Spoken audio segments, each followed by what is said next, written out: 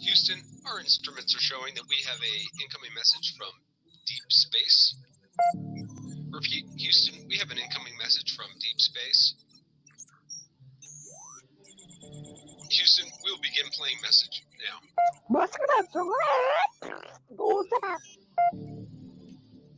Houston, we're going to try and translate that up here. Hold for translation. Translation complete. We'll begin playing message now. Hey, it's me, Melissa.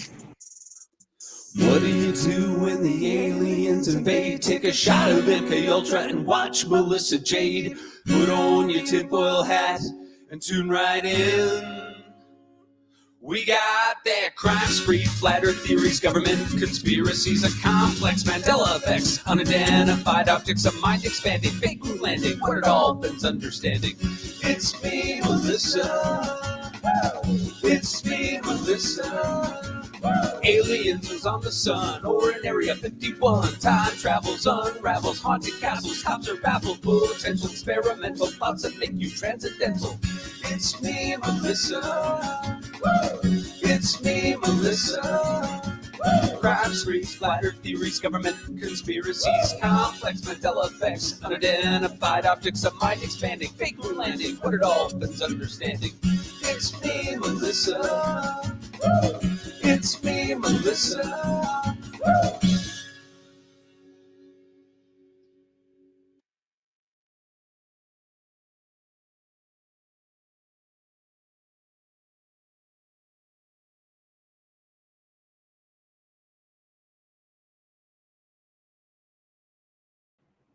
Hi, guys. How are you? Happy Tuesday. Hi, Harlan. Hi, Atlas, Aurora, Foxfire, Jennifer M, Richie, Clicker, my Shabana.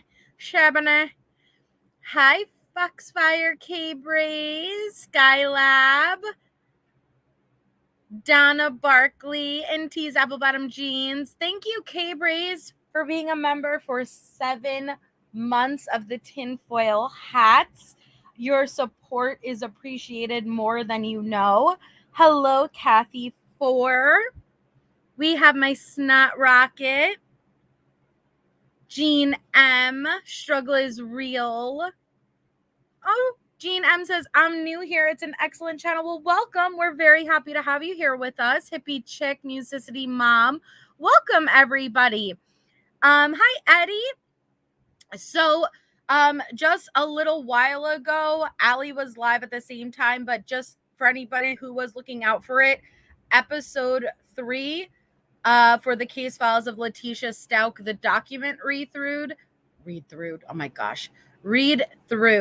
was dropped. Oh my God, I keep trying to catch up.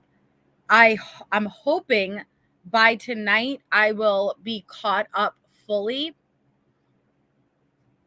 where I will have episode 4 and then this episode 5, the pre-recorded read-throughs. I will be caught up and up to date, so I don't have to keep doing them. I've been trying to bust them out really quickly. I don't like doing pre-records. I'll be honest. I probably don't like doing pre-records because I don't like have a fancy, proper pre-record program. Like I'm doing it on like a free app that isn't made for a pre-record. So like that's probably why. But like it's like a lot of work to have to do it. But I'm doing my best and I'm trying to bust them out really quickly. But for anybody who's looking, and I made an entire playlist, and the playlist will play in order. So you don't even have to click and try to like find, oh, what comes next. So like the case files of Letecia Stauch episode 1 will play, and then episode 1 document read through will play, then episode 2 live will play, then episode 2 document read through will play, and so on and so forth. So I'm trying to catch up so we will be current, and then the playlist will go good. And yeah, all right, I'm just manifesting my anxiety onto you guys. This is me just convincing myself I gotta bust out the next 2 tonight. So just letting you know, the other one was premiered about an hour ago. And if you have premium, you can play the whole playlist at once. I don't know what that means, Like, you could watch it all at once, Atlas. Like, you could you could watch all episodes at once. I don't know what that means, but that sounds awesome. Let's do it. Get premium. I mean, premium is awesome. I'm very lucky. Rena has me on her premium family plan, and I'm telling you, once you go premium, you never go medium, not premium. Like, that was so cheesy, but once you have the world of not ads, you could never not have ads. It's, yeah, just saying. Lori, thank you for being a member for 16 months. I appreciate it. Consecutively. Oh, okay. It doesn't play consecutively if you don't have premium? I didn't know that. Interesting. I thought that's the whole point of putting it in a playlist, so that it's all like easily there and it plays in order. Huh. Well, that's what it is, Harlot. I don't have cable or anything. I only watch YouTube. And so not only do I appreciate it very much, but my daughter is obsessed with YouTube also. And so there was one time where whatever happened to where the premium stopped for like a day, and my daughter was like, "What happened? Why do we have ads?" I was like, "Oh man, the struggle's real." I know. It used to all play without premium. Oh man. I have premium and I see people complaining about ads. I appreciate the ability to have it. Me too. Like I said, I'm very thankful Rena put me on her family plan, and so I do have the ability. And you know what? You want me to give you a trick for all you premium users out there? How to get 2 premium accounts for the price of 1? Would you like me to give you a hint?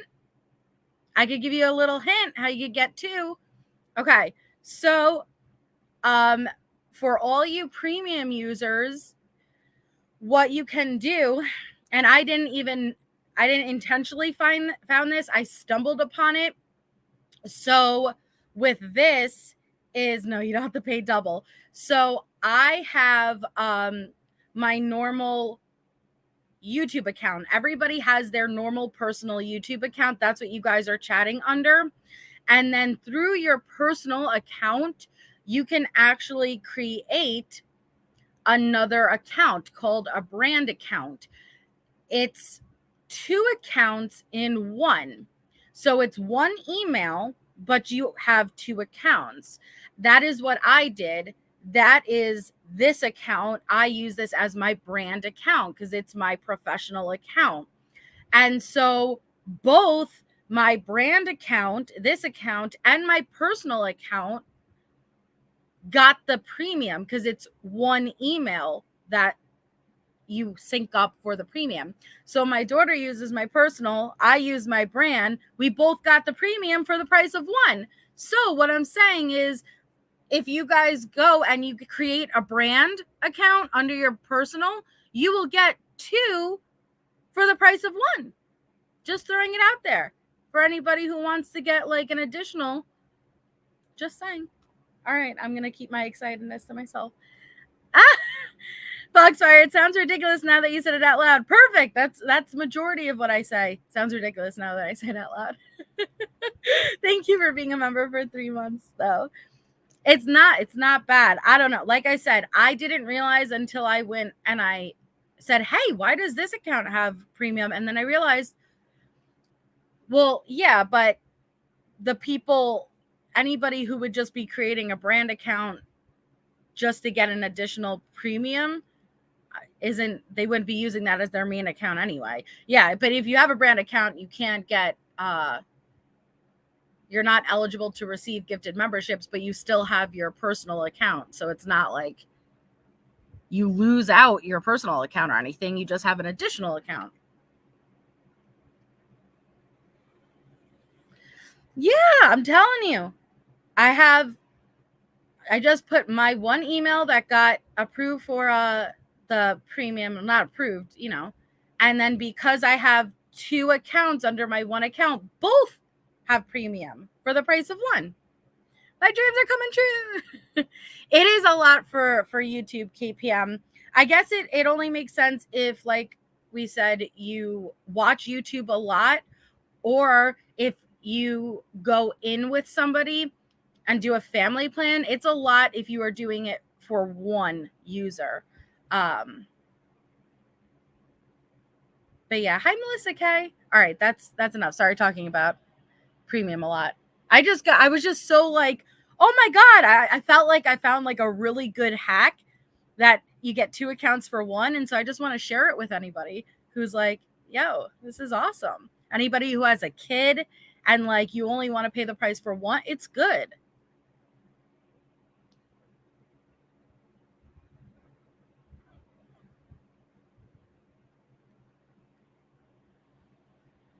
Okay, so welcome. Today we are doing episode 5 of the case files of Letecia Stauch. What I want to focus on today's episode is, if you guys remember, we heard about in court the instance of Letecia and Harley when they were out shopping and they wanted to they had a search warrant to obtain, I think it was Harley's phone or vehicle, or Letecia's phone and vehicle, something, and Letecia booked it and they had to tackle Letecia and pull the gun out. Let's go through those documents. And I also want to go through the ADT record. Yes, Netflix, you son of a guns. Netflix turned it around to where you cannot password share. They go by your literal, what's that fancy thingy called? Your IP address. And you have to pay per additional email for every IP address you want to add on. It's baloney. So, anyway, yes, they were at Marshall's, Kathy. So I want to go through those documents, and I want to go through documents. I want to go through in a little bit of the Harley territory. And then I want to go through the ADT records that show what the alerts were, that shows Letecia's movements. And then in the last episode, on episode 4, we heard mention of Letecia texting the school saying, I can't come in. My stepfather was hit by a car. Well, she didn't say I can't come in. She said at 3 a.m, my stepfather was hit by a car when he was walking. And she's like, okay, so can you not come in? I want to pull up that text message exchange. So those are the documents that we're going to go through for this episode. Now for episode 6, which I'll probably do tomorrow, I want to pull up some of the text messages. So while I was scrolling through and looking for some documents to go through tonight, I found some text messages. And I'm like, oh, the text messages were good. The Google searches, the text messages, those are always very, very fruitful as far as entertaining, to say the least. So that is at least a portion of what we'll be going through for tomorrow, just to give you a heads up and an idea of what to expect. So let me pull up the first set of documents. Hey, cool gamer. All right, so you know what? Let me just do the ADT records. Oh, Lori, you're very welcome. So let me just pull up the ADT records first, actually, because it's not actual reading versus...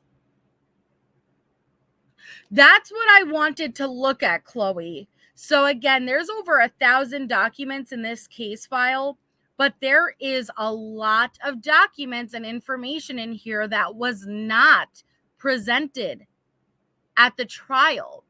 That is what's so interesting about going through this, guys. It's not just all regurgitated information. There is a lot in here that was not presented at trial.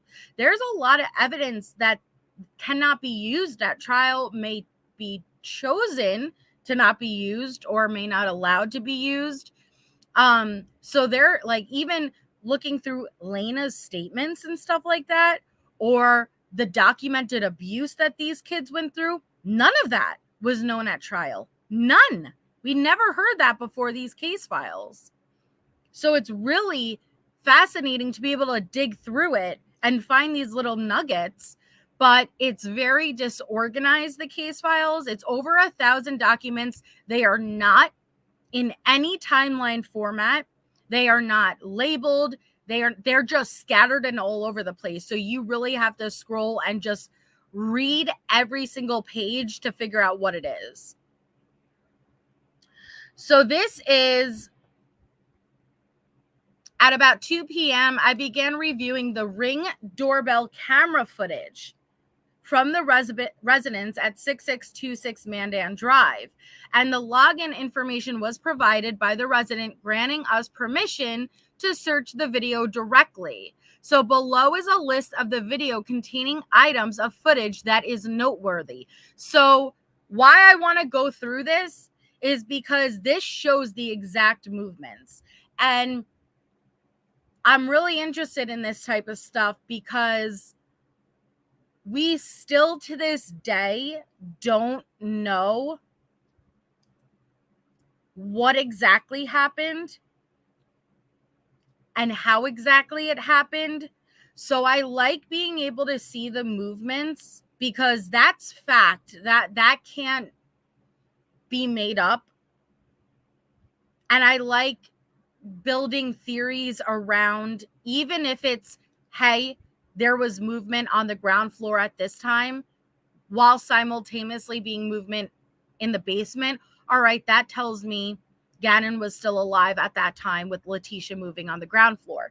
I like knowing that because I like to try to narrow down the possibilities.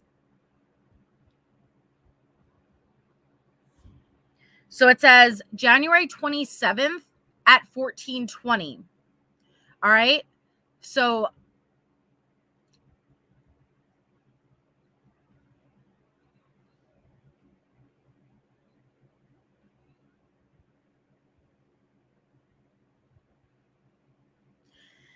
it says Nissan is backed into the driveway and the garage doors opens. 14:29, Gannon appears to be seen in the threshold of the garage. 15:01, an adult male in a brown jacket and blue jeans walking north of the residence.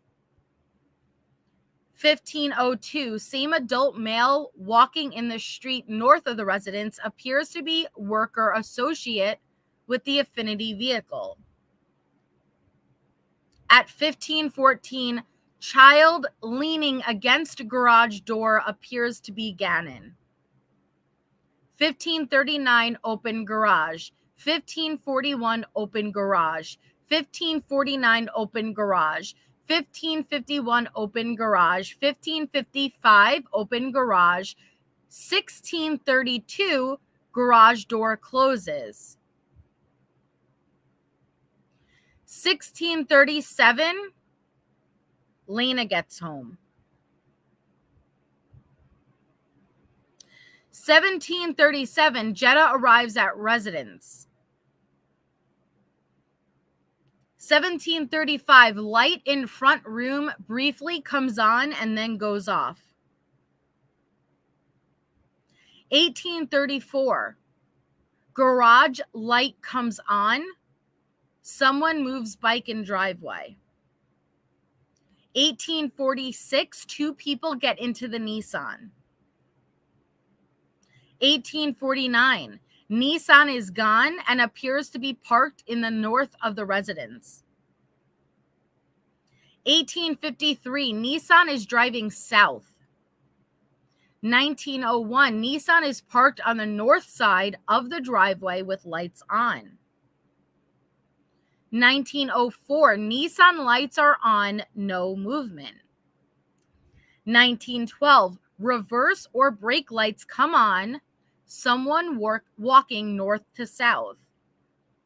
1921, Jetta arrives and parks on south side of driveway. Nissan bed light comes on.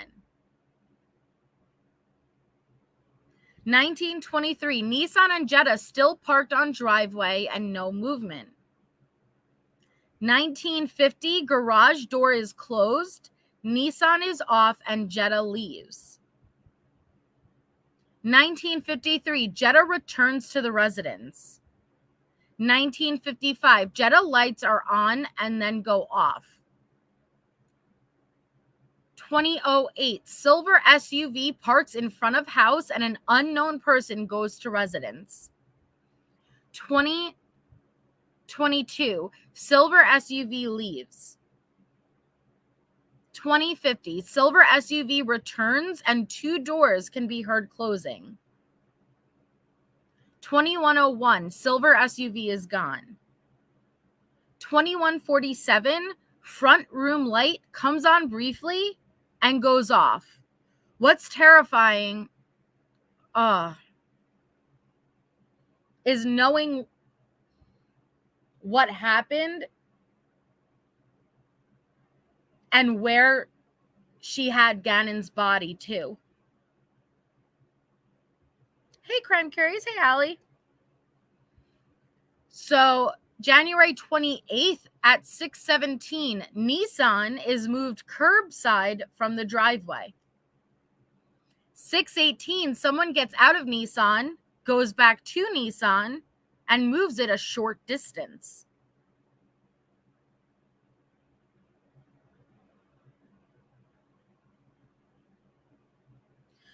Okay, hold on. Wait a second. I think I may have been reading the times wrong, so I might have been getting...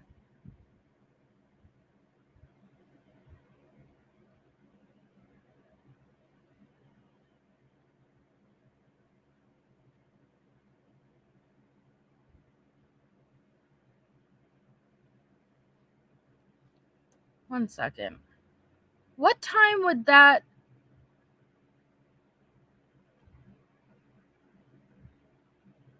Oh, I'm sorry.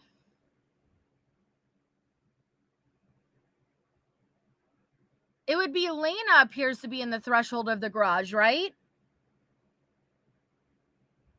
Not Gannon. I apologize. Gannon would have already been gone by 14:29.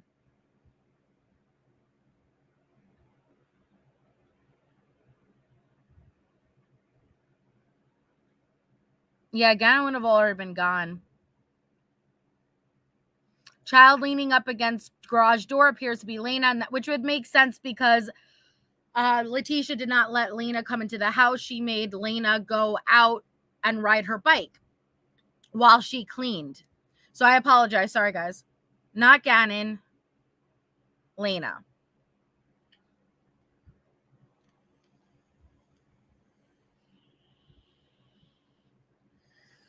Yes, Carol, but Gannon most likely was already killed within 30 minutes of them arriving back.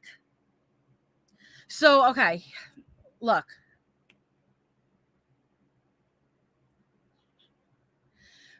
Already at 14:20, when you see the Nissan is backing into the driveway and the garage door opening, Gannon was most likely already gone by this point.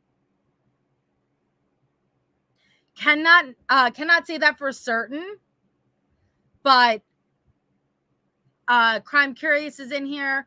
Allie, you're in here. You guys let me know if you disagree. But from when we see her backing the Tiguan up and them coming back from the stores, and we don't see Gannon getting out, but we know Gannon did get out. It's very, we know the ADT movements from within the home. And based on that and how many times she opens and closes the back doors and stuff, I think that she killed Gannon pretty immediate, and Lena arrived home at 3:10. And I think that she had already been done by that time. Already.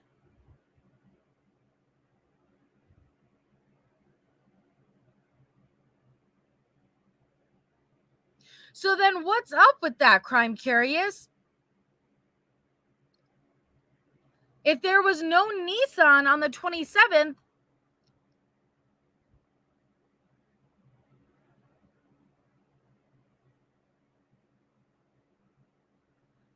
why are they referring to Nissan versus the Tiguan?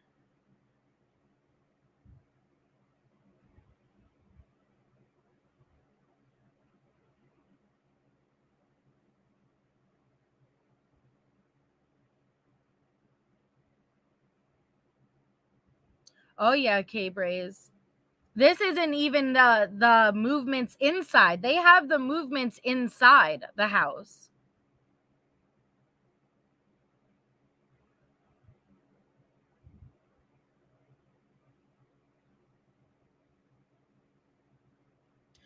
No, Lena at 14:25, that's 4:25 p.m. She got home off the bus at 3:10 p.m.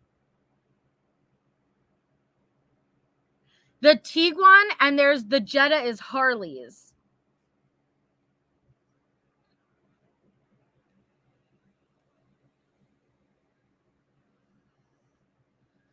So the child leaning against the garage door would be Lena. Okay. The Jetta arriving at the residence at 7:32 would be Harley. Oh, I'm sorry. 14:25 is 2:45? Oh, yeah. Sorry. Sorry.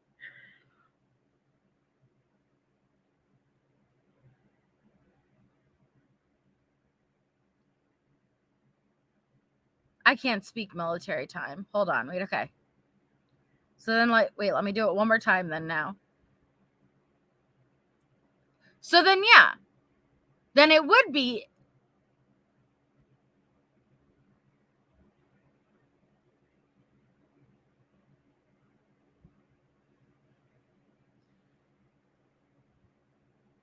So would that be Gannon appears? Because that wouldn't be Lena. The only reason they would be redacted, why would they redact Letecia, Crime Curious? I know the child leaning is Lena because that's at 3:15, but why would they redact Letecia's name? They never redact Letecia's name anywhere else.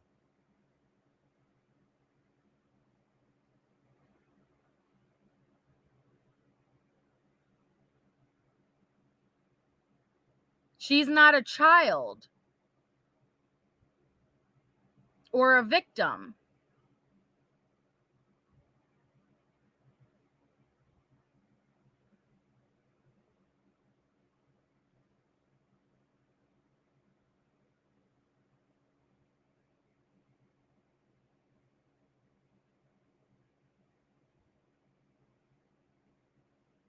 Yeah, this is Monday.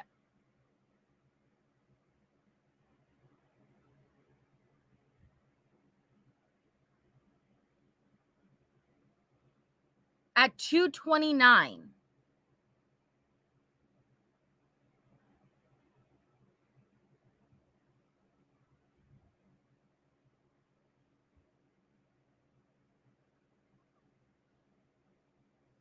So then we go to the 28th at 6:17 a.m. Nissan is moved curbside from the driveway. Then someone gets out of Nissan, goes back to Nissan, and moves it a short distance. If you guys remember when Harley took the stand, okay, she had Gannon's body. overnight.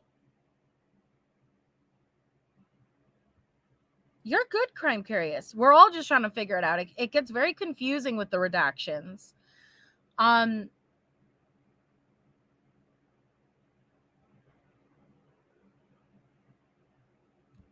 She had Gannon's body in the storage room throughout that first night, the 27th into the 28th, in the suitcase.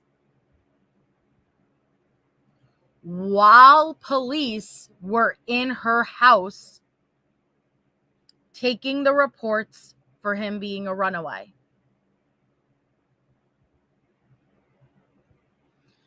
But when Harley took the stand, if you remember the line of questioning, what they were implying happened. Yes, Malibu. Gannon was not just there overnight. Gannon was there when the cops were looking. The officer, when you watch the body cam footage of his chest. Hey, Rachel. When you watch the body cam footage, he came so close to Gannon's body. He walked in that storage room and his body was buried underneath boxes. But this officer walks over, puts his hand on the boxes, flashes his flashlight, moves things around a bit, and he was right there. He was right there. Can you imagine Letecia and the balls that she had to have these officers walking around? And that's why she follows. And they even refer to it in these reports that when the officers walk downstairs to the basement, she follows. But if you watch her body language while they're in there, and she can't answer their questions because she's so focused. At any moment, she knows that officer can find his body. Her heart must have been pounding. Okay? Okay. So, Gannon's body on the night of the 27th into the 28th was in the storage room in the suitcase. Harley slept in her room, which was also in the basement.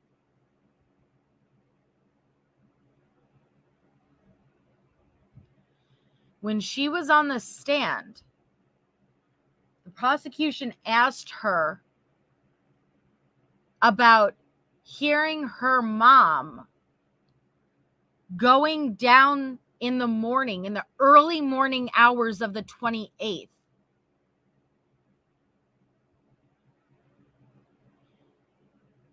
Because Letecia had gotten into her car and started making short trips.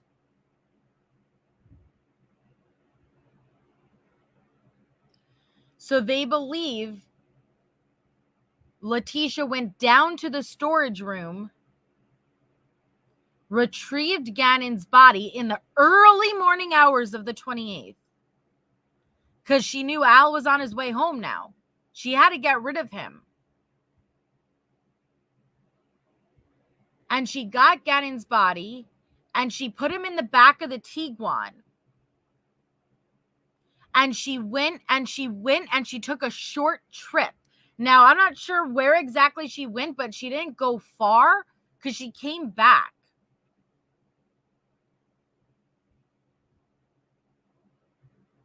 So it says at 6:19 a.m., someone gets into the Tiguan. 6:22, the Tiguan leaves the house. At 6:32, see 10 minutes later, the Tiguan returns to the house. She went and they said that she was kind of scoping out. She was scoping out the area. 6:34, the garage door opens. 6:36, the Tiguan backs into the garage and there is movement inside the garage. Like she's loading up the Tiguan.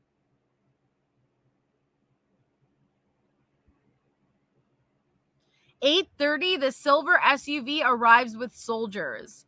8:35, the silver SUV leaves.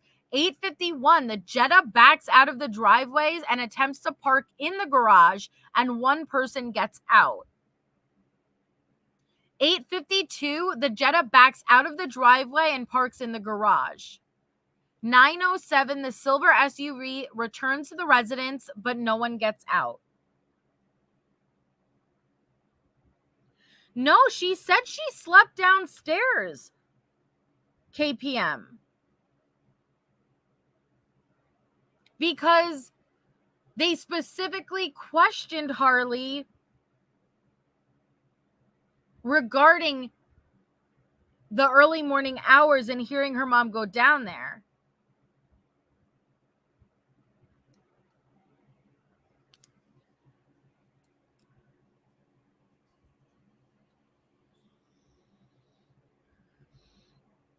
So it says at 9:15, the soldiers get out of the SUV and Letecia and Al pull into the driveway in the Kia Rio. See, all of a sudden the Tiguan's gone.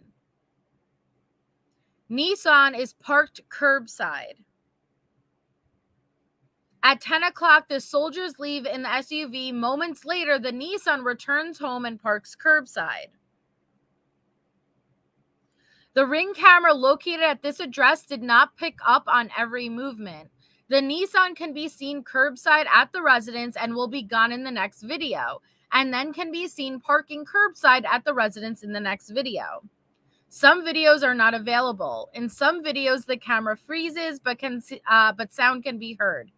There are 4 videos of significance from 6626 Mandan Drive. On January 28th at 6:22 a.m., the Tiguan leaves the house.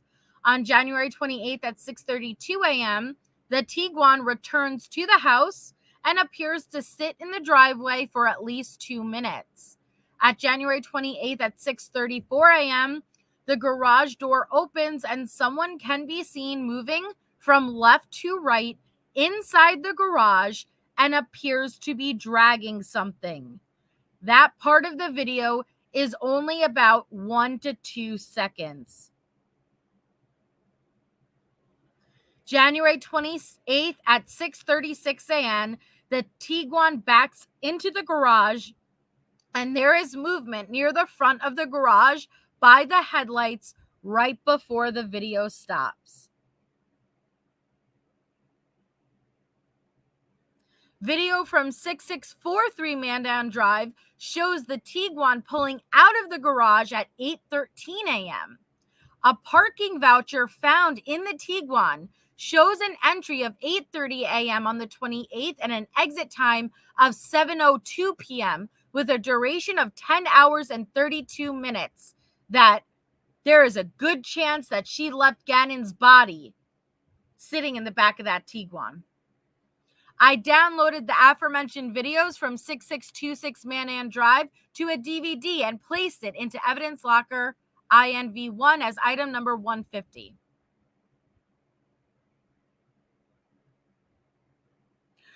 Stop it, Crime You're girl, you are fine. I do that kind of stuff all the time. It's very confusing. There is so much to this case.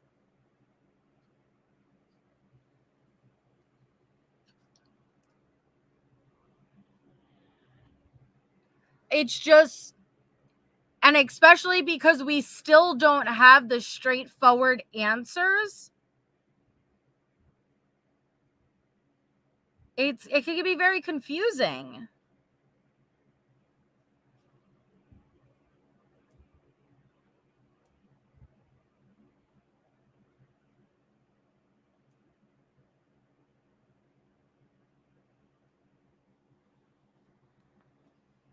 Okay, guys. So now I want to get into a little bit of the Harley and Letecia stuff. All right. So at this point, Harley was full pro Letecia, pro mom. You know, I can't get too critical of Harley at this point in time. It was very early on. It was just the first few days. That is her mom. She was a kid. I can imagine how confusing and overwhelming and chaotic things were at this point.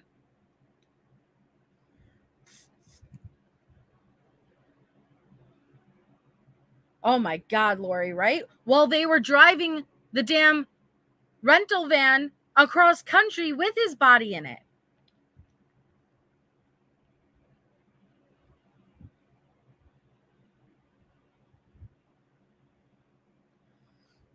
So before I get into the Marshall's incident, I want to give this a little backstory because it showed this shows how much Letecia was in Harley's head, okay?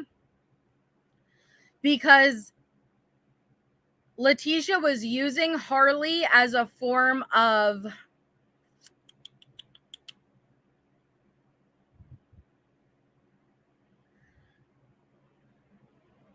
she was using Harley as like a middle person between her and investigators. And she was using Harley as a pawn. And Harley was the only person on her side, but not necessarily like Harley was a willing participant to be on her side, but that was her child. She's naturally going to be on her side. But you could tell how much Letecia was in her head and in her ear based on her responses to investigators in these reports.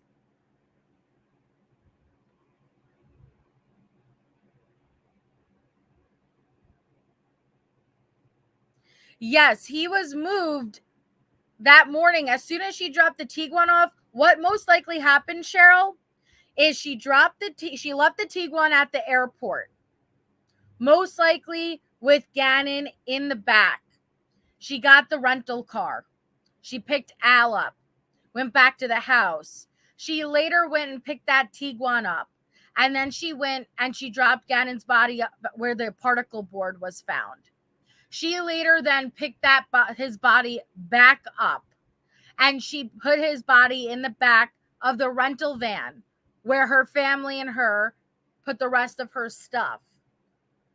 And then she moved that into the rental van and she traveled across state lines where she ultimately ended up in Florida and threw him off the bridge.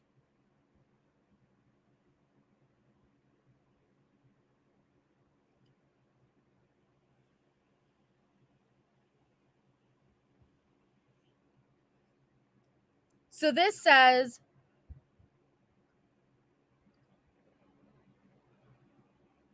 at approximately 7:50 p.m., Detective Vigil and I were directed to respond to 6627 Mandam Drive to check on two kids, Harley and Lena.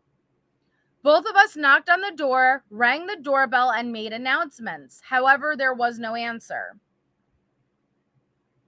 I was provided a telephone number for Harley, who I attempted to contact. There was no answer, however, and I left the message asking for her to call me. As Detective Vigil and I maintained visual on the residence for a possible search warrant, a vehicle pulled up.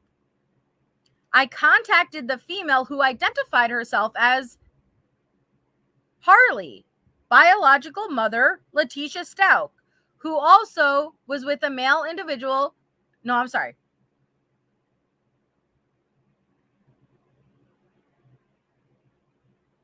I contacted the female who identified herself as redacted, biological mother of Letecia Stauch, who was also with a male individual. She stated what? No, I'm sorry. Wait, I'm not doing this right.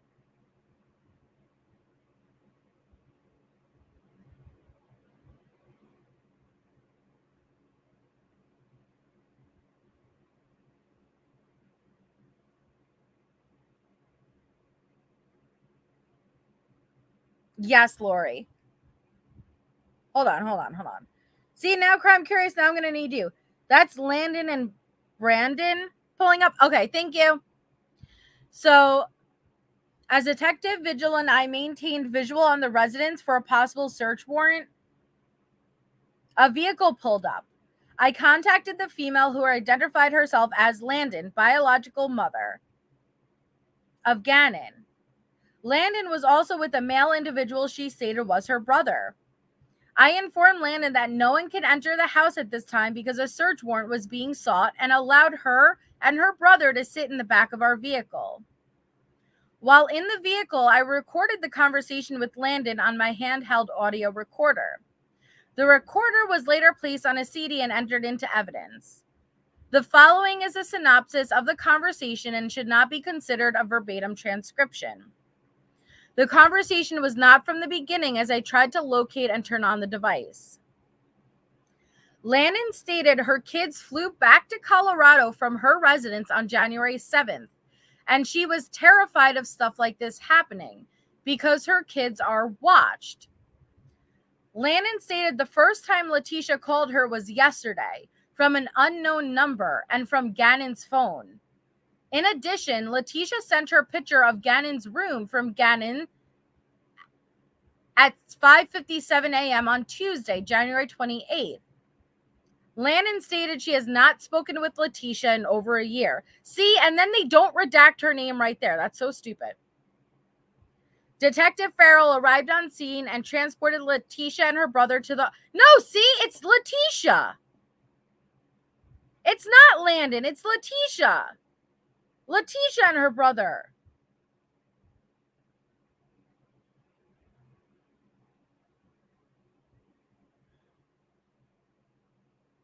Well, I'm so confused.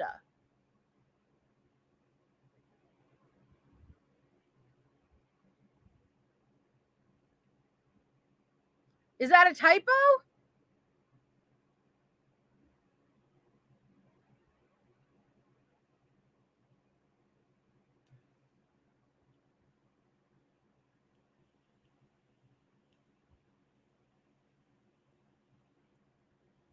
That's definitely a typo. And let me ask you something. Why do they misspell Letecia's name all over these case files? This is the correct way to spell it.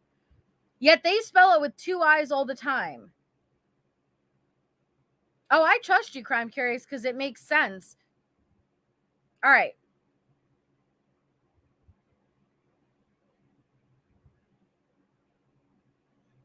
So it says, Detective Vigil and I remained at the residence to secure a search warrant when we observed a front light in the house turn on and the garage door open.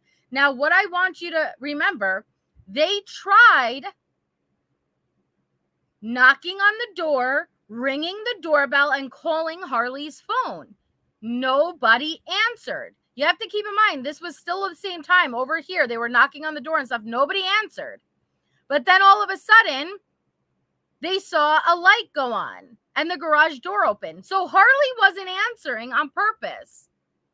I made contact with 2 individuals in the garage, Harley and Lena, who were getting into a white Volkswagen Jetta bearing Colorado plate XYZ. Harley advised they were headed to go to Starbucks because she had been up all night looking for Gannon. I asked Harley if it was okay if we could go into the house as media was on scene. But she first said her parents were not home and then eventually agreed to allow Detective Vigil and I in the home. I had been advised that Lena's father wanted her transported to the office of the sheriff. This is when Al was really getting suspicious of Letecia and no longer wanted Lena in that house. I asked Harley if she would be willing to go to the OTS to be interviewed. However, she said she would not. When I asked why, she said because of the stories, but would not clarify with me what stories she was talking about. I attempted several times to ask and convince Harley to go in for an interview, but she refused. Harley stated she had not had contact with her mom, nor has her mom attempted to contact her. I advised Harley we would be conducting a search of the residence, and she had the option to stay or to leave. And she stated she wanted to stay, which I believe that was her mom telling her to stay. After Lena was transported by Detective Marissa Williams to OTS, I attempted to interview Harley using my handheld audio recorder. The conversation was later placed on CD and entered into evidence. I again asked Harley why she did not want to speak with us, but she continued to say because of the stories. When asked what the stories were, Harley said, I shouldn't have to tell you guys that.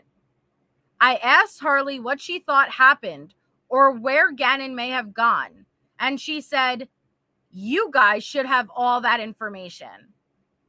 Harley said she doesn't know where Gannon may have gone and does care about what happens to him. I again asked Harley why she doesn't want to assist. She would not respond.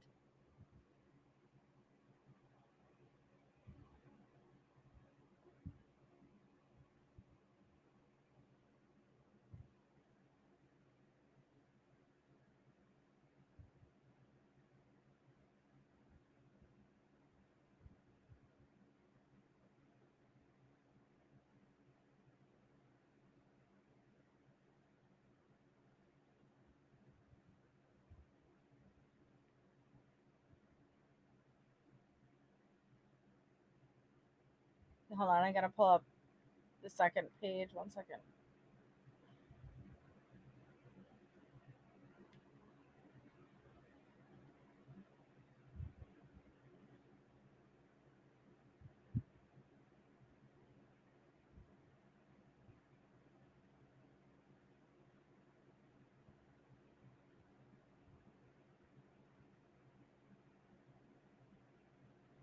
So she would not respond when asked about her mom's location.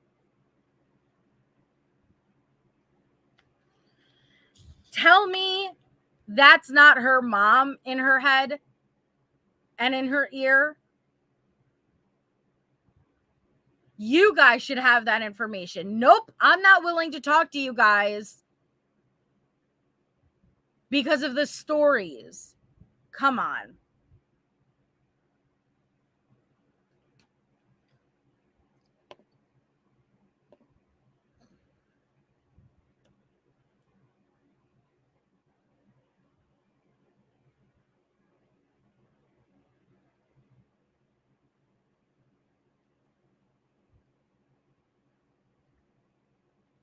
So next, we have the Marshalls incident.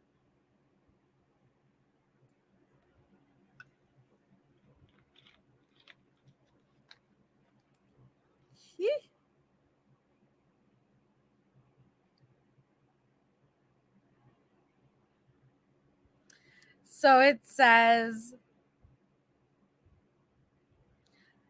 this is January 30th. I was informed by Detective Abinchan that there were detectives who were drafting a search warrant for, it was Harley's vehicle, okay? Harley's Jetta and Harley's cell phone. And they were both located at this subdivision. And that Letecia Stauch was also at that address, okay? I was tasked with assisting the Metro VNI unit with a surveillance operation of the Jetta and Letecia and Harley. until the search warrant was signed and could be executed. Shortly after my arrival to the Lorson Ranch neighborhood, Letecia and Harley were spotted by other detectives as they exited the Interridway residence and entered the Jetta while carrying several bags that appeared to have been packed for light travel.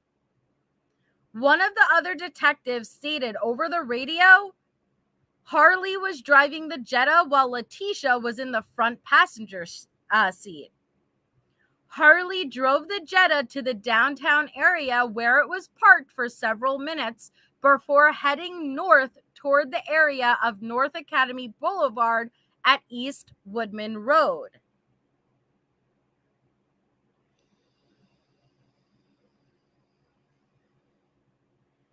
At approximately 14:15 hours, the Jetta parked in the Marshall's parking lot, located at 1760 East Woodman Road, and Harley and Letecia were seen entering the Marshall's store. Undercover detectives entered the store to maintain visual surveillance on Letecia and Harley while I waited in the parking lot. At that time, I was informed by Detective Sergeant Abenshaw that the search warrant had been signed and we needed to seize the Jetta and Harley's cell phone. After a few minutes, Letecia exited the store and detectives contacted her to prevent her from entering the Jetta. Upon being approached by Sergeant Christopher Ganstein, Letecia threw the Jetta's keys in the air and fled northeast across the parking lot on foot.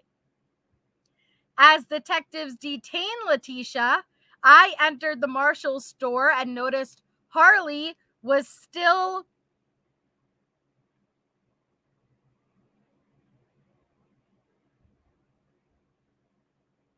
completing a transaction at a cash register.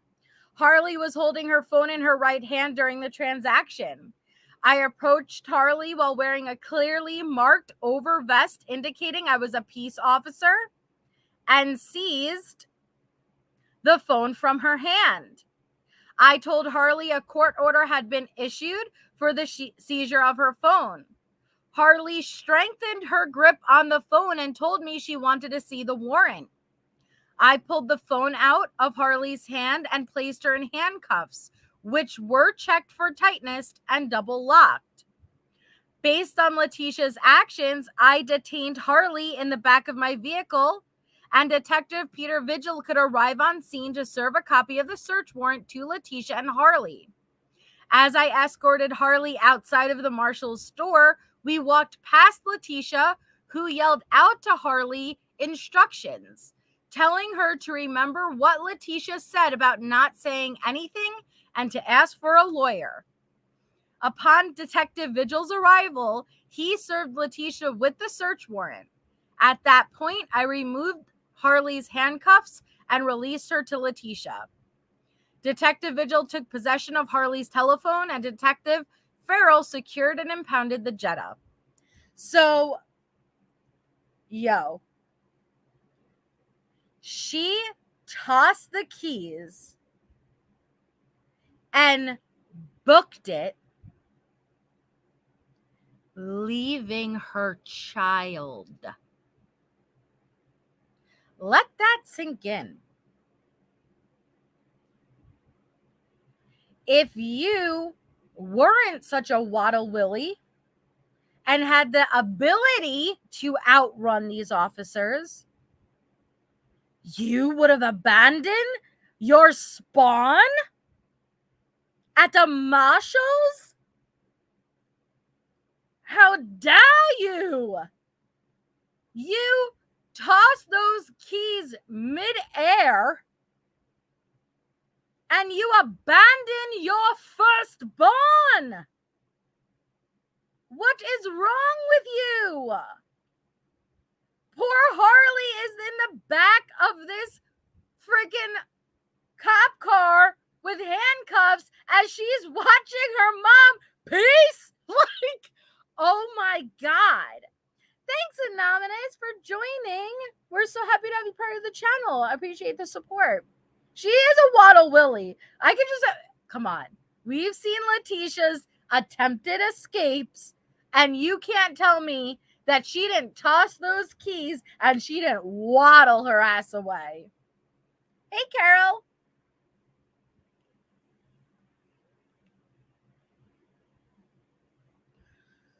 It's Letecia with 2 E's, Harlot. They just spell it many times in this case files with 2 I's. I don't know why. Hi, Nana Banana. Hey, Amber. I could never imagine, I don't care what I did, and on my own, maybe trying to like book it, but if my minor child was there, you're telling me that you tried to book it and leave your child to get arrested?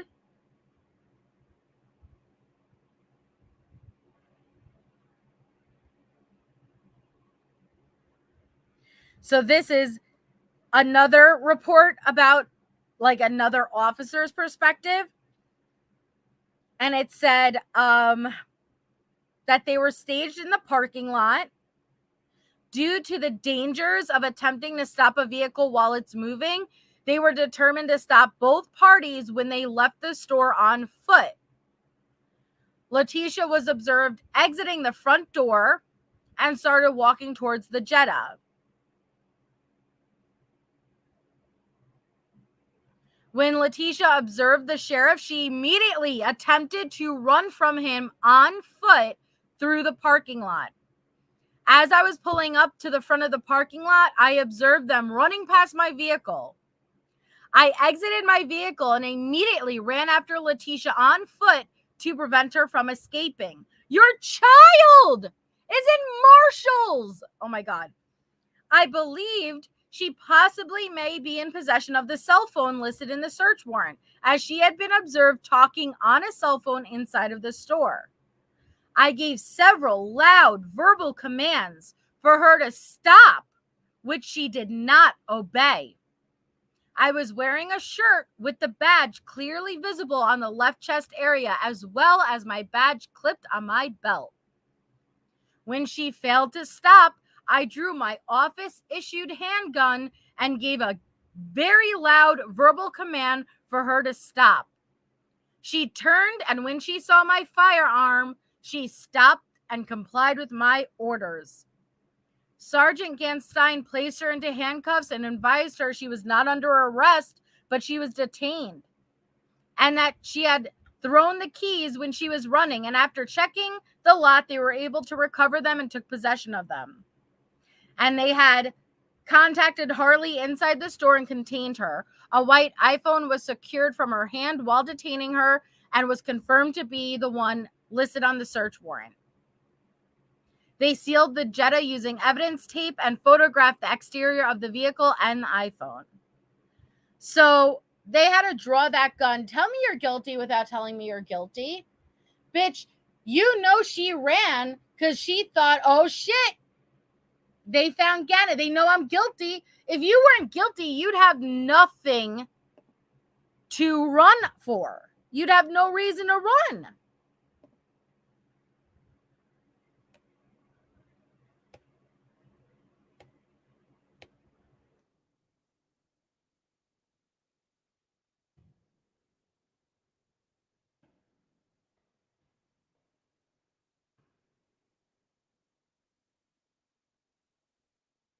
She abandoned her firstborn.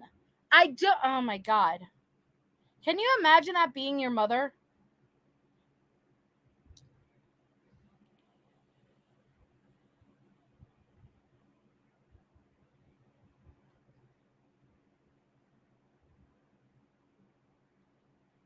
Right? Because that's how an innocent person behaves, right, Angel?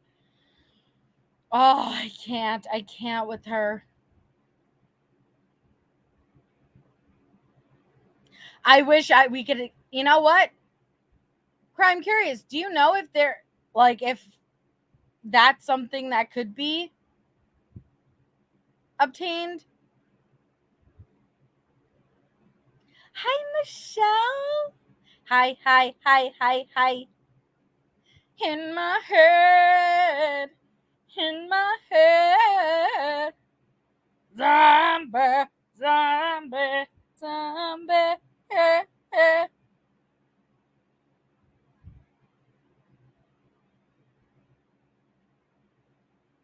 They should have KPM. That's what I was thinking when I saw that. Well, and that's what I'm saying. Like, if for real, like, all jokes aside, imagine you're inside Marshall's and you're in the middle of having yourself putting your hands behind your back and getting handcuffs put on you. And when you look at the front, because they have those big ass windows, you look at the front of the store and you just see your mom booking it. Talk about abandonment issues. Copyright strike, right, Thistle? Now they'd be like, that was definitely not the original. But that way to fuck a bitch up.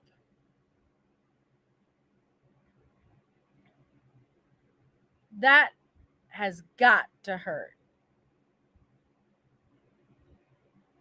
Because even her defense in trial was willing, for reasonable doubt,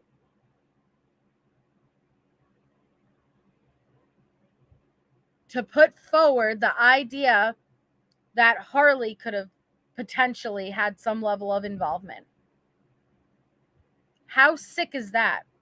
You guys remember? Wait a second, Harley. When you came home from Massage Envy in the video, you're wearing this outfit. And you just testified that you never went downstairs to your room.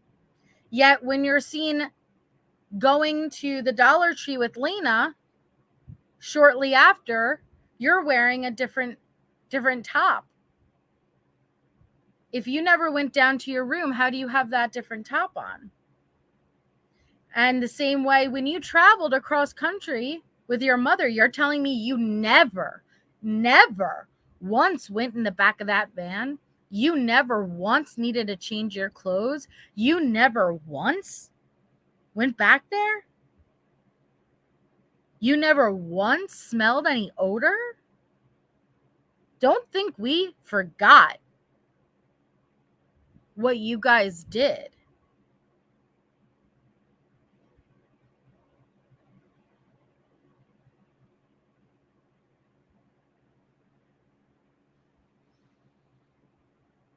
I struggle with Harley. I do. I struggle with how long Harley seemed to believe her mother did not have involvement.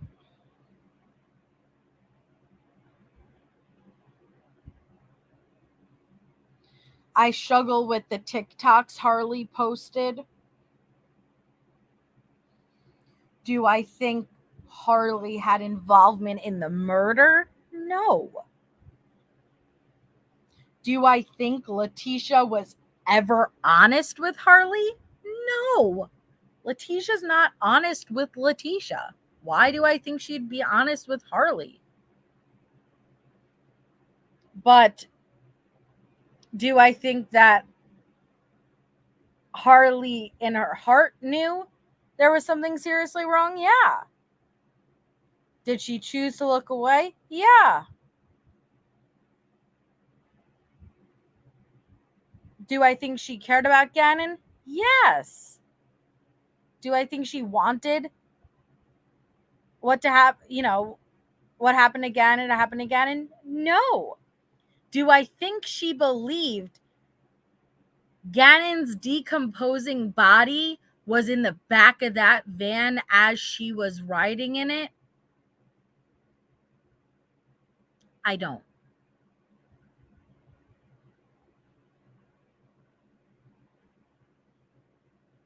I don't. And I had to sit there and I had to ponder that thought for a long time during trial.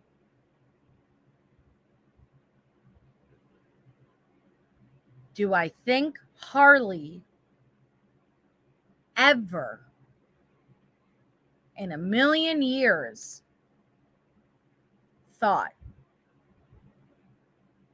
that in the back of the van she was driving in,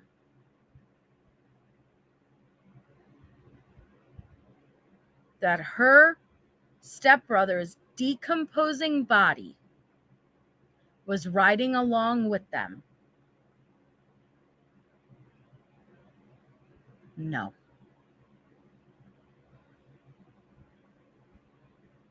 I think she was put in a really hard situation.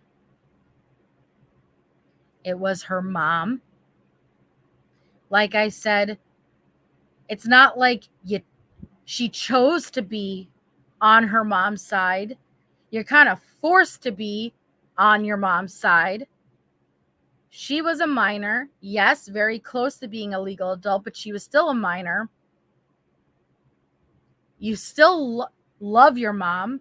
That was a very heartbreaking moment in trial. The last question prosecution asked, do you still love your mother? And Harley broke down because the answer is going to be yes. Of course she does. That doesn't mean she wants to. That does not mean she wants to love her mother. But you can't help it, can you? You could fucking hate somebody and love them at the same time. Trust me, it's possible.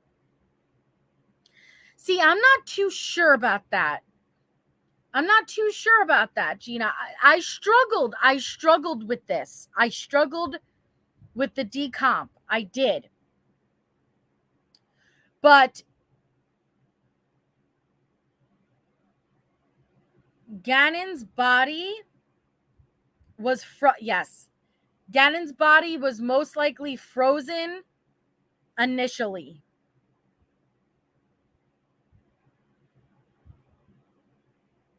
Because it was left outside. Well, that was after. Yeah, that was after.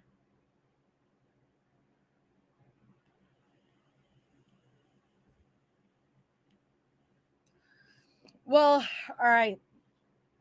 Harlot, I agree. Like, on an emotional level, I agree. It was like, yo, why'd you do that to her? But on a tactical level, that was a very impactful moment. Does that make sense? So, like, emotionally, it was like, dude, come on. Do you not have any compassion? But if we separate that for a moment and, like, did he do an epic job getting across to the jury the point he was trying to make? Oh, fuck yeah, he did. Because it was that moment right there that showed, hey, I am sitting here not because I hate my mom, not because I have so much anger at her and I want to hurt her. No, I am sitting here and I love her and she is my mom and this is killing me. But I'm sitting here because this is the right thing to do. And she did this type of moment. So it was very telling. You know what I mean? Oh, I'm so sorry, Gina. I'm so sorry. Yeah, but I completely understand because that is what I said too. I struggled with the decomp. I struggled even with the air vents. You had the air conditioner blowing, you had this and that.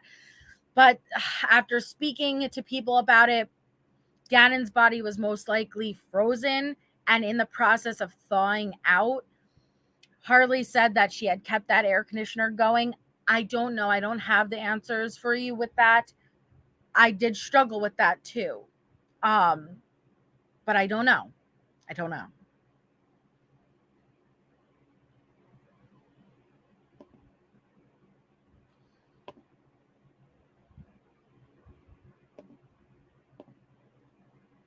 Now, the final documents I have, because I don't want to go on too late because ATS is live. The final documents I have for this episode, the last on episode 4, we touched a little bit about the text message Letecia had sent to the school about not coming into work that Monday morning. And instead of saying, hey, I'm not going to be in for work tomorrow, my stepson is sick, right? Instead, at 3 a.m., Letecia sends us a text saying, my stepfather was hit by a car, a hit and run by a car. And her supervisor testified, oh my God, I'm so sorry to hear that. Does that mean like you're not going to be coming in? And Letecia got all mad. Like, what?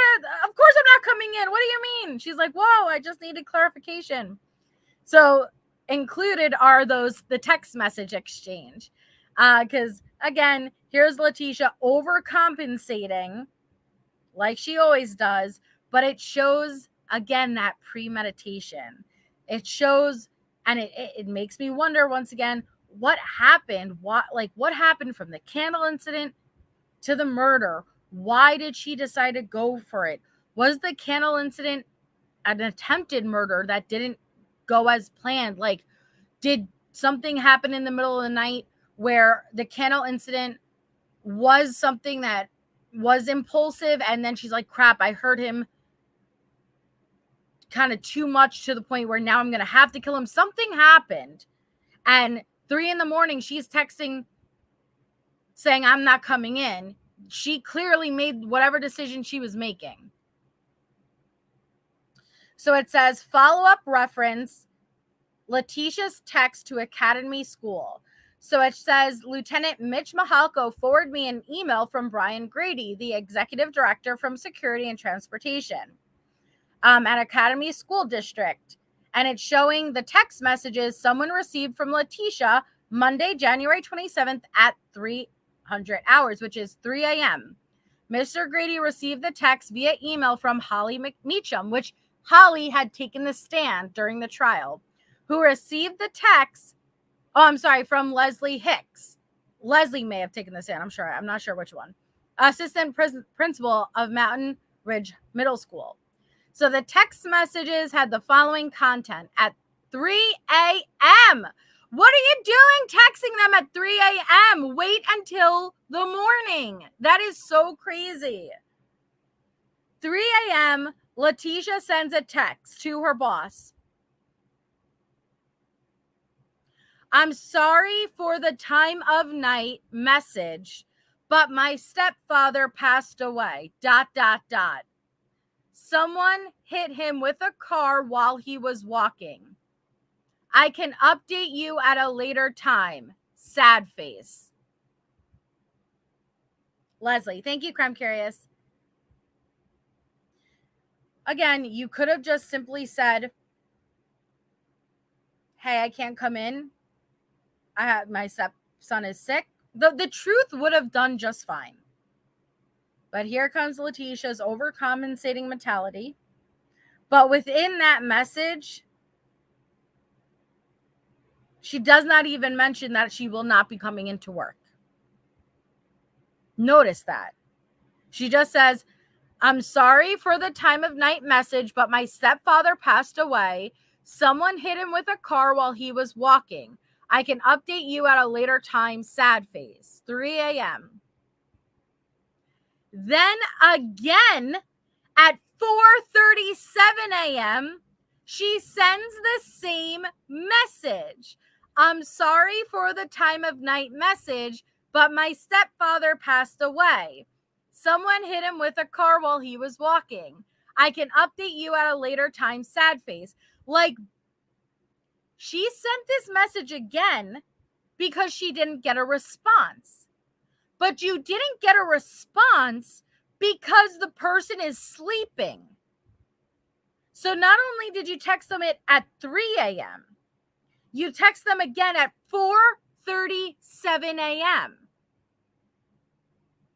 This is why I had said on Allie's yesterday, I always consider that she was under the influence. I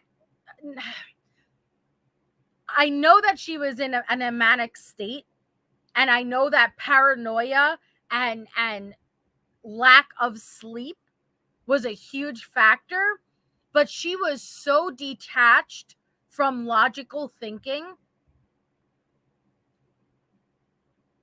I am very curious if she had been taking any type of substances. So then at 5:49, Leslie messages back, "Oh my goodness, Tisha, I'm so sorry. Shall we try to find a sub for you today?" Which is a natural response because, again, Letecia never mentions in that original message she will not be coming in.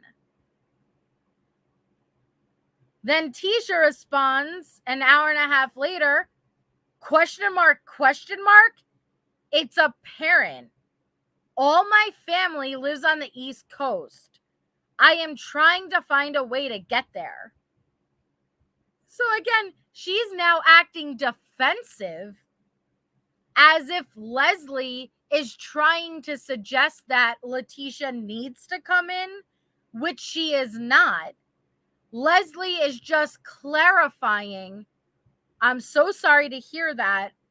So are you trying to say that you're not coming in and we need to find a sub?" She's just asking for clarification. Because Letecia never said, "I'm not coming in." All she said is, "I'll update you at a later time."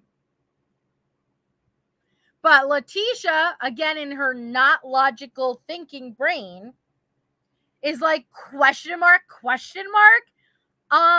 it's apparent. All my family lives on the East Coast. I am trying to find a way to get there. Then Leslie says, "Okay, I am just trying to understand your plans so that we can find coverage. Am I understanding that you will not be in today?" Then Letecia says, "Yes, it's my parent. I can't believe that you would not be an assumption in a time like this. I can't believe that would not be an assumption in a time like this." Then Leslie responds, "I am so sorry for your loss, and we will support you, but I cannot make assumptions. I do need some direction from you. We will get a sub today. Please let us know what else you do need moving forward." Holy shit. So how dare you not assume? What? Why?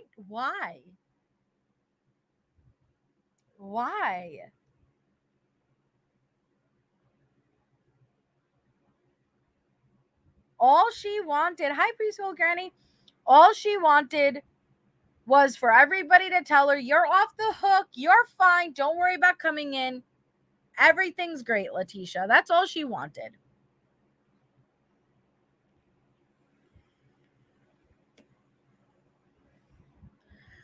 It says, "I then called Leslie. She advised that she received the text message on her work phone at 3 a.m. and then again at 4:37 a.m. The text came from Letecia's phone. The only prior contact she had with Letecia was both via text at the same phone number or via email. The prior conversations were with regard to getting more references and requesting her credentials. There were no texts after Mrs. Hicks' final message ending, 'Please let us know what else you need moving forward.' Mrs. Hicks said Letecia was interviewed on January 10th. That's it. She had just gotten hired for a teaching position. She was asked to provide references. Some of the references she provided were suspicious. She provided the following: redacted for Peggy Coleman, a human services supervisor in South Carolina. This phone number is actually associated to an Yvonne Roger in Conway, South Carolina, per both Accruent and Selhawk. Redacted for Connie Huddle, a retired school principal. This phone number actually belongs to Redacted. Miss Hicks said this phone number went to a computerized voicemail message. No one responded. Miss Hicks asked for another reference, but Letecia provided another number, supposedly for Connie Huddle. Redacted. When Miss Hicks called this number, she said a female responded and she could hear children in the background. She said the caller ID then popped up redacted. At this point, Miss Hicks asked if she was talking to Letecia, but she pretended she was Connie and said she needed to go and hang up. This phone number is actually redacted. Redacted for Sylvia Libby, an administrator in international services. This number is a bandwidth phone number per Accruent and Selhawk. Redacted for Alyssa Diaz, a teacher at Myrtle Beach Middle School in South Carolina. Alyssa Diaz, date of birth, redacted, resident of Myrtle Beach, South Carolina, per Accruent.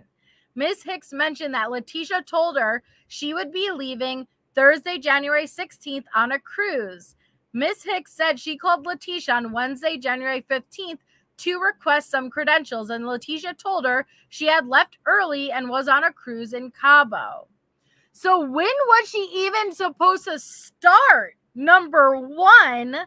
Number two, all of her references were bullshit. Oh my God.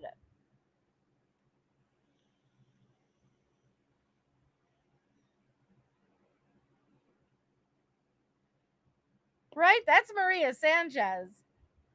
I'm surprised she didn't put Maria, Eduardo. Like imagine she put those as references. Jeez Louise.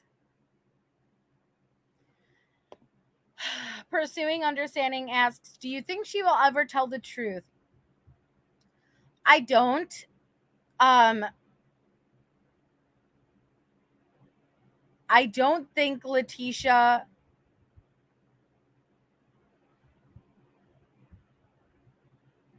will ever be honest with herself. I think that Letecia has convinced herself she hasn't done this horrific thing.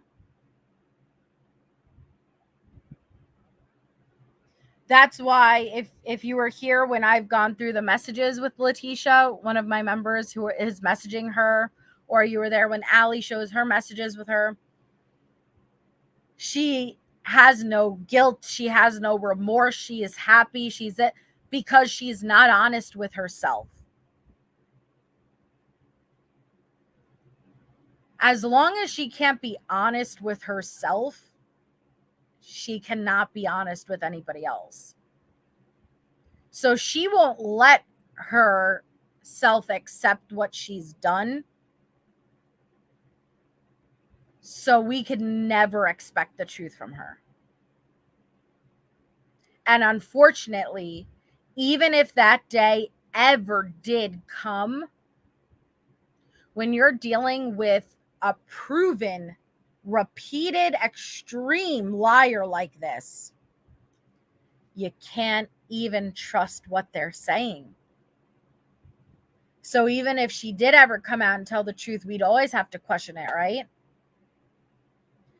Unfortunately, with Gannon's story, and that's what makes me so sad, is I don't think we will ever know the full extent of what happened to Gannon. And I think Gannon's story is much more horrific than we ever will know. I think Gannon sustained far more abuse than we all realize. I think that Letecia did not just abuse Gannon on a physical level, but she abused Gannon mentally and emotionally.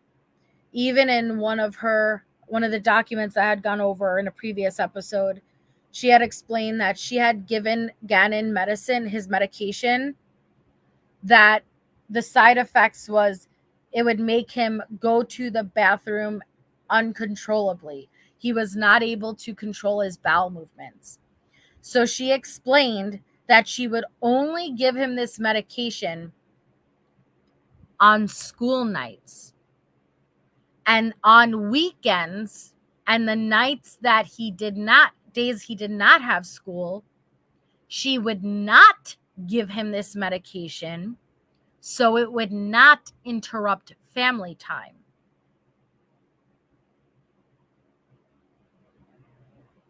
Does that make sense to you?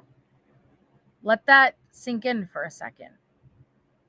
So you are giving a child medication,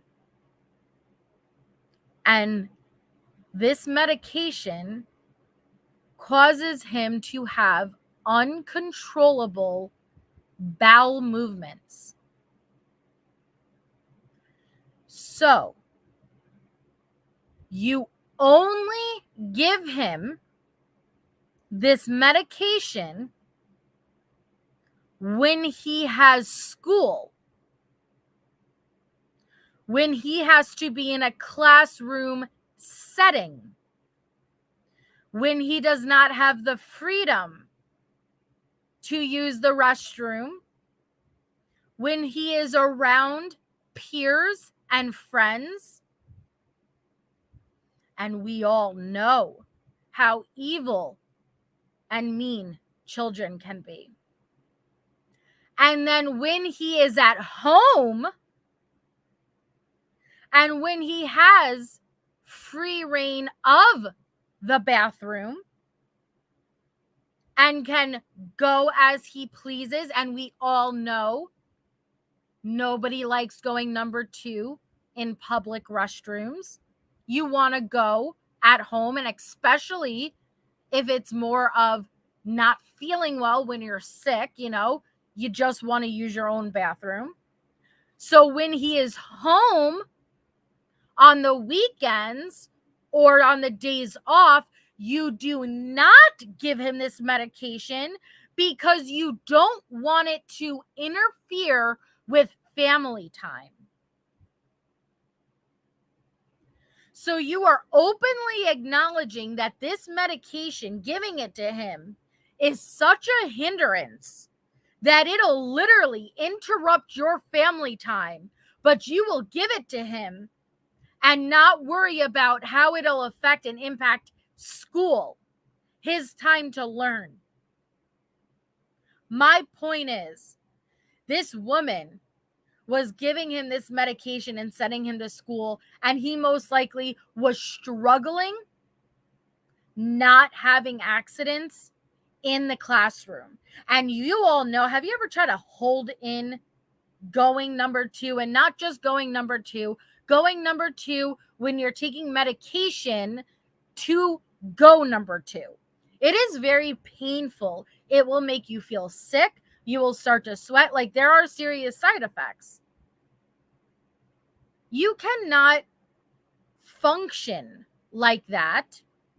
You cannot learn like that. You cannot eat. You cannot maintain a healthy, everyday lifestyle like that. But the fact that she said that, oh, thank you so much, Daddy. That's so kind of you. I very much appreciate it. The fact that she even said that made it so very clear. Oh, you were humiliating him. And when he could be home and he had access to the bathroom, and that's really when he should be taking the medication, you literally didn't want to deal with it, and you didn't want to clean up his shit. And when I say that, I don't want it to come out harsh, but that's how Letecia looked at it. I don't want to clean up your shit, so I'm not giving you the medication. Take it while you're at school. I don't give a fuck if you shit your pants. I don't care if you do it in front of all of your, I don't care if it interrupts your school time. I don't give a shit. but I'm not dealing with it. I think this woman tortured this child.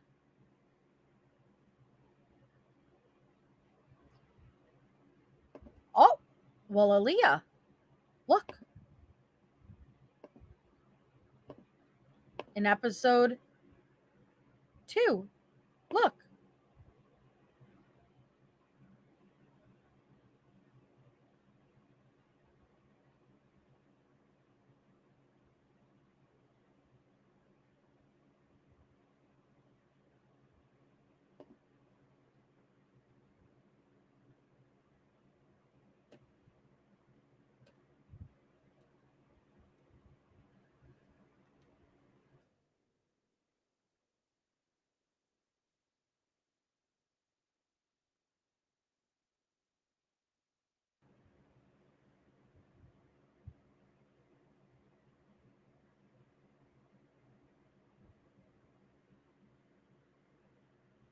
Right here.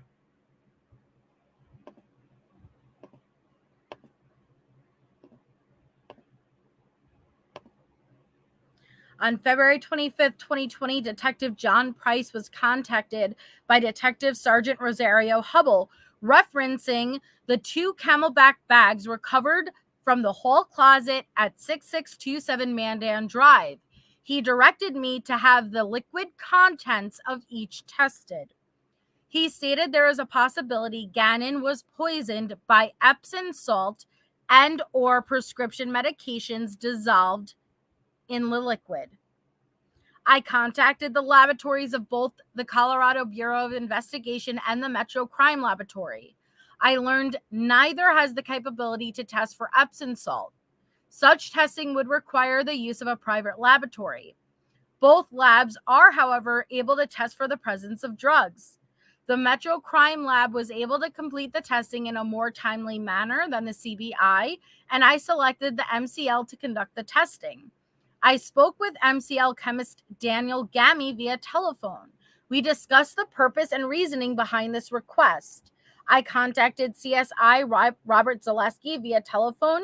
He told me the Camelback bags have been labeled as MCL evidence item number XYZ. I spoke with CSI Brooke Havgo, who still has custody and control of these items.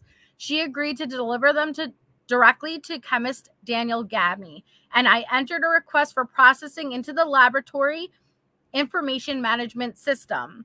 I entered a request for processing. Oh, I read that already. So yeah. So yes, the answer is yes. Oh, thank you, Anonymous. We will never forget Gannon. Never. But yeah, so the answer is yes, Aaliyah, and yeah. And they tested for it. Oh, it could be for a while, Harlot. It was for a bunch of different times.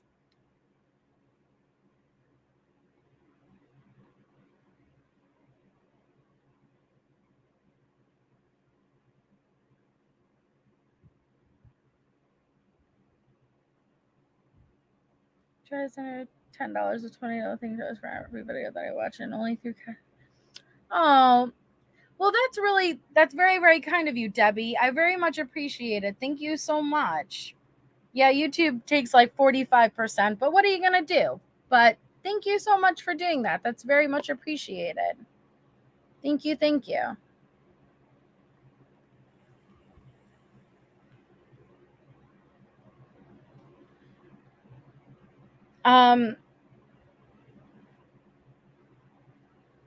Letecia is unique, Elena, aka Neely. I've said it before and I'll say it again. She is very unique, and I'll never get over this case. I think what makes it so unique is Letecia's lies are definitely the major thing. Where listen, there are many liars out there, but where someone usually would get caught in their lies and be like, all right, I'm caught, Letecia doubles, triples, quadruples down. She will never fold and give it up. She will just pack on those lies despite everybody in the room knowing damn well she's lying, it being proven in court. We all know you're lying. Give it up. Nope. Because again, she's lying to herself.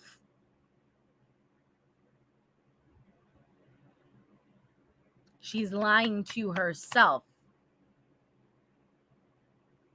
Oh, girl, Debbie, they take like at least 40% now. It's actually more, but thank you. That's very kind of you, and I appreciate it. It's very sweet, and thank you for being aware of that and making that effort. She did. She did. And Angel, I question, that haunts me right there. That thought haunts me. Why did she include Lena in moving Gannon downstairs from episode 1, the documents we went through, Lena's statement? Why? She did not have to include Lena. Gannon did not weigh that much. This was not about, Letecia did not have the ability to carry Gannon downstairs by herself. So why, guys? Why did she include Lena? Why did she include a witness? She knew Lena would end up repeating this. So why? I can't. It's been haunting me since I saw those documents. Well, why do you think, Crime Curious? I'd love to hear your feedback. Well, it's not one of her stories pursuing understanding. It's here. It's in Lena's statement. And everything in Lena's statement, let me put it this way. I went through Lena's statement. Now, there are things in Lena's statement that we cannot verify, like helping carry Gannon downstairs. We can't verify that, right? But there are other things in Lena's statement we can verify. Everything in Lena's statement that we can verify, it's true. So I am inclined to believe the things that we can't verify in Lena's statement. Does that make sense? Because the other parts she refers to are accurate, you guys.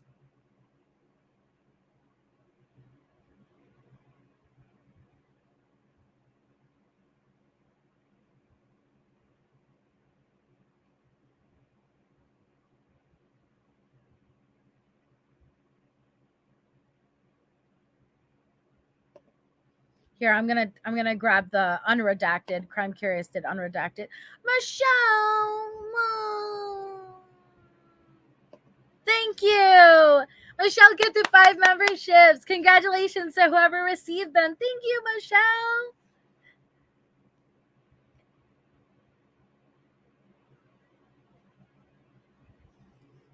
Oh, thanks, Debbie. Thanks, Michelle. Oh, Angel, you got one. Okay. So Lena said they went on a hike. That's accurate. Gannon went bathroom in his pants. That is accurate from everything that we have heard and everything that we could tell. Lena says that there was a fire. That is consistent with what we've heard. That Gannon forgot to put a candle out. Again, yes, that we cannot verify that, but I'm saying it's consistent. Tisha put blankets over Gannon to put out the fire. That is consistent. Gannon had a little bit of fire on his shirt. She even pointed to the lower left side of his abdomen. Lena said when the fire happened, she was in her bedroom on the bed. Lena heard the fire alarm going off. Tisha said, load up in the car with the puppies. Gannon was freaking out, saying, I'm sorry, I'm really sorry. Tisha kept saying, okay, it's okay. They drove around in the car. When they got back home, Tisha said Lena to go into Tisha's room because she didn't want Lena to go into her own bedroom. Lena said Tisha did not want Lena in her own room because People can look through her window. Ah, Debbie, welcome. Thanks for becoming a member. Yay. Now, I 100% believe that statement to be true. One, because it completely aligns with the paranoia that Letecia, her mental state was in. Number two, a child, an 8-year-old child, would not say that. And for it to just perfectly fit so well in this situation. Does that make sense? Letecia did not want me to go into my own bedroom because she said people can look through my window. An 8-year-old child is not going to just make that up.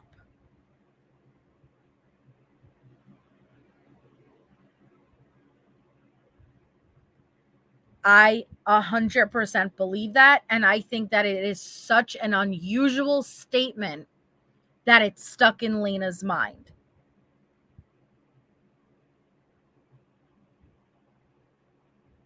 Karen asked if Lena's shirt caught on fire and how she knew that. Lena said the shirt did catch on fire. She knew it because Tisha told her. Tisha showed Lena her burn mark.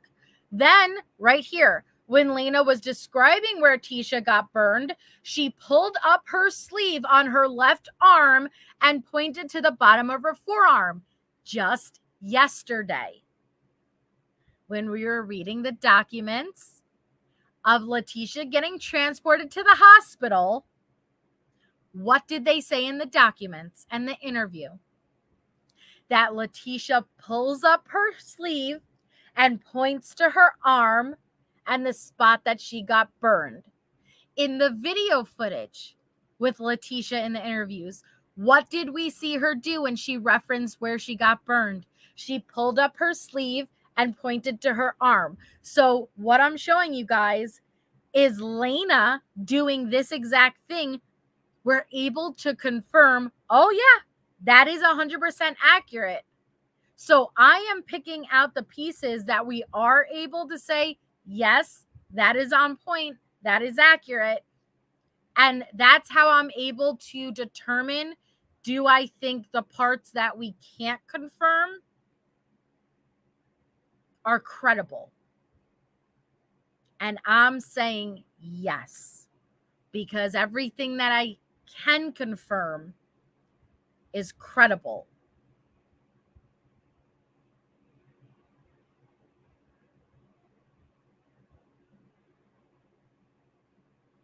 So Lena said Tisha was freaking out and described this as Tisha in her room taking several very deep breaths, and then said she fell asleep. When Tisha was freaking out, Gannon was in Lena's bed because there was smoke downstairs. Tisha and Lena put Gannon in Lena's bed. Gannon was crying, but not anymore when he went into Lena's bed. Gannon did not say anything when he was crying. Lena said it was time for her to go to bed. Gannon was taken to his room by Tisha and Lena so Lena could sleep in her own bed. Lena said when Tisha moved Gannon to his room, Gannon was asleep. Why would she include Lena? And I saw someone say proof of life like she did with Harley. But is it? If he was not conscious, if he was not,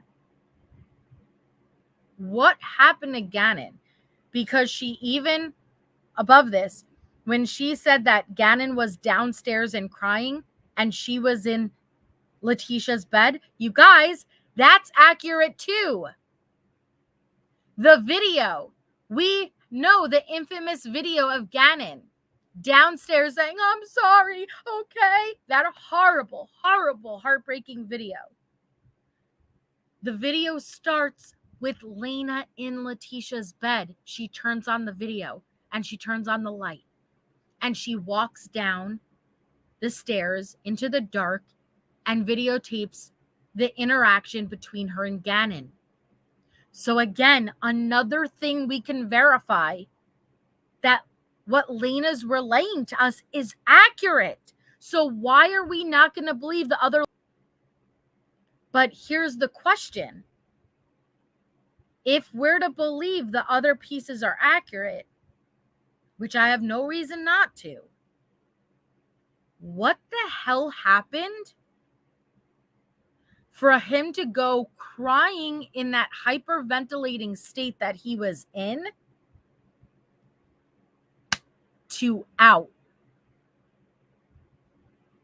He went from crying and I'm sorry, okay. That's how he sounded in that video, to out and no longer could walk on his own legs. And he was no longer crying and he was no longer talking. And Letecia had to move his legs for him.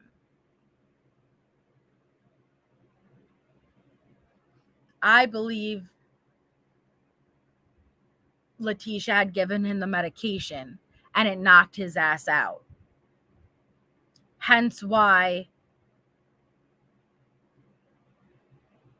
when we see him the next day, that's why he looks groggy and stuff, because that medication would be like still in his system. I'm not sure, Little Red Riding Hood. Hi, King Roke.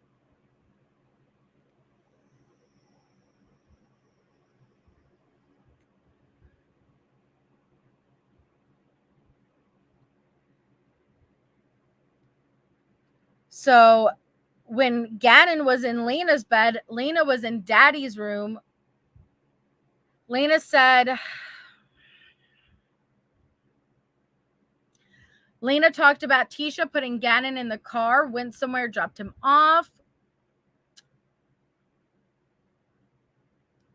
When Lena went to school, she said Gannon was in his room sleeping. She knew he was asleep because she helped put him in his bed. When she helped put him in his bed, Karen asked what Gannon looked like. Lena demonstrated straightening her body out on the couch to act as if she was sleeping, and she closed her eyes. She said Tisha had to bend Gannon's legs because he's too sleepy to walk. Tisha and Lena helped Gannon go downstairs. They took him to his bedroom. Then Lena saw the fire spot. So this part also interests me because if you know the layout of their house, and Crime Curious, let me know what you think too. If Lena had to help Gannon go downstairs, unless Lena, and I can't imagine as an 8-year-old child, unless Lena was intentionally looking over in that direction, she wouldn't have passed the burn spot. The burn spot was to the right and Gannon's room was to the left. And so I feel like Letecia took Lena over and showed her the burn spot.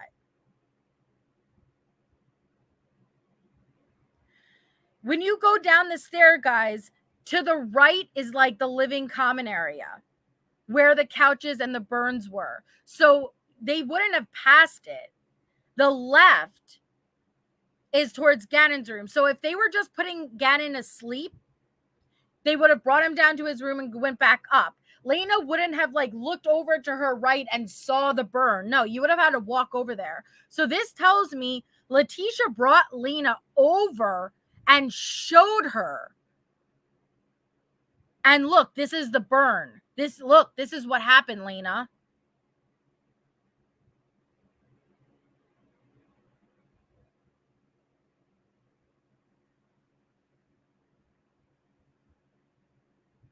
I have so many questions with how Gannon's death unfolded. And it's so horrific, guys, because Gannon's death was not quick. Gannon's death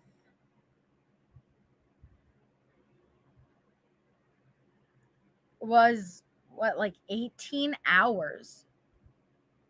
His injuries started the night before into the next day. Gannon's manner of death was not just one thing. The brutality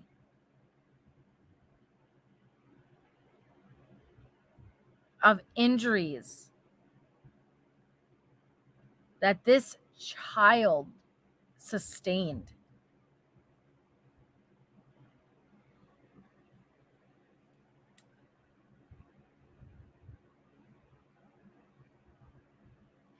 And the closest answers that we have is the blood spatter. In trial, the only thing that the closest we know, there's blunt force trauma. He was beaten with an object. We don't know what that object was. He was stabbed repeatedly. Numerous times. And he was shot. But they truly do not know the order in which that happened. The closest of answers that we got was the blood spatter in the room. And the blood spatter in the room was horrific, but it told a story. And it showed us that some of the injuries started when Gannon was in his bed. Some of the injuries took place when he was standing. And at least 2 of the injuries took place when he was on the floor. This was a very eventful murder. It was not, he is in one spot and I am attacking. I forgot the word that was used to describe it, but there was a lot of movement in his room and he fought or he defended himself. But we know that at least 2 of the blows that Gannon sustained, whether it was the gunshot or the stabs, occurred when he was on the ground. And they're able to determine that from the blood spatter, because the blood spatter that was all over the walls were from different heights. So there were blood spatters that were from mid-wall up. Then there were other blood spatters that were from a lower level up. They were from in all different directions. And they're able to determine really pretty much where exactly a person was standing and at what angle for each specific spatter. Pretty actually crazy how much they're able to determine from blood spatter. Now, she cleaned it up. She tried to clean it up pretty damn good. And you want to know what's even more horrific? That Gannon's grandmother slept in his bed that he was murdered in.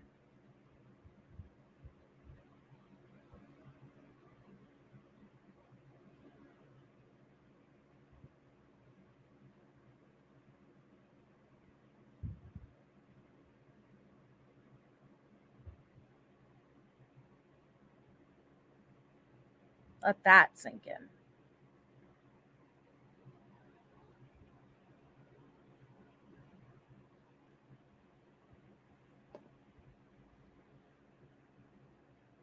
I can imagine her needing some therapy from that, because I would.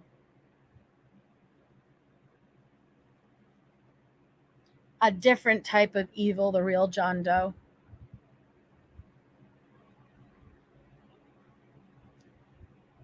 See, Trish, I always thought an incident happened with the candle where I think she always was abusive to Gannon, but she did something that injured him a bit too much.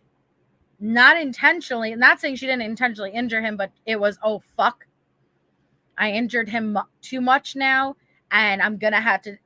She was left with two options. I'm going to have to take him to the doctors or hospital. But if I do that, Al's going to find out what I did, or I'm going to have to kill him. And I think she gave him the prescription medication, the hydrocodone, to help him sleep,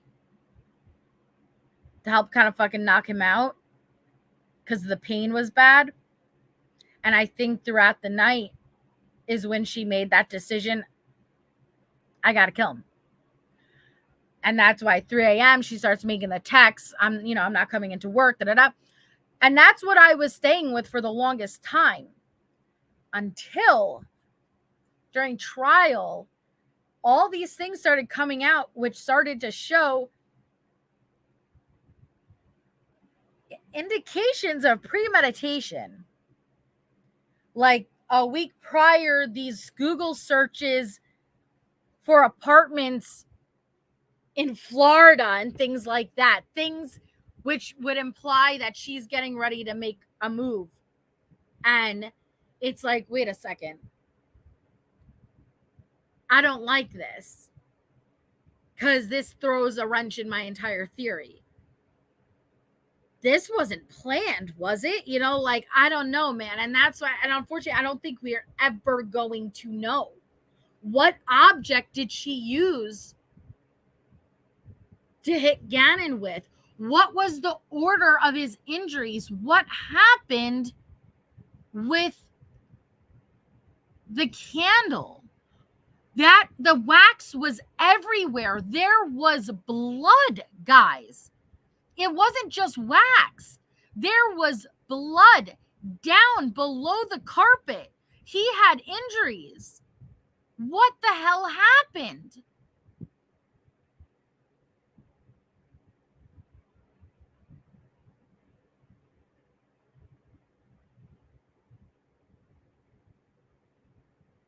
And with me, I can't, yes, Letecia is sitting in prison, but I'm that type of person where it's like, I, in order for a victim to get the justice, I truly believe their truth needs to be known. And so it bothers me that we don't know his truth, and we're probably never gonna know his truth. So I try to, it feels unresolved for me.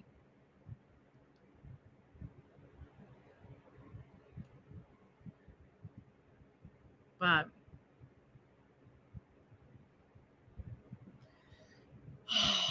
so yeah, guys.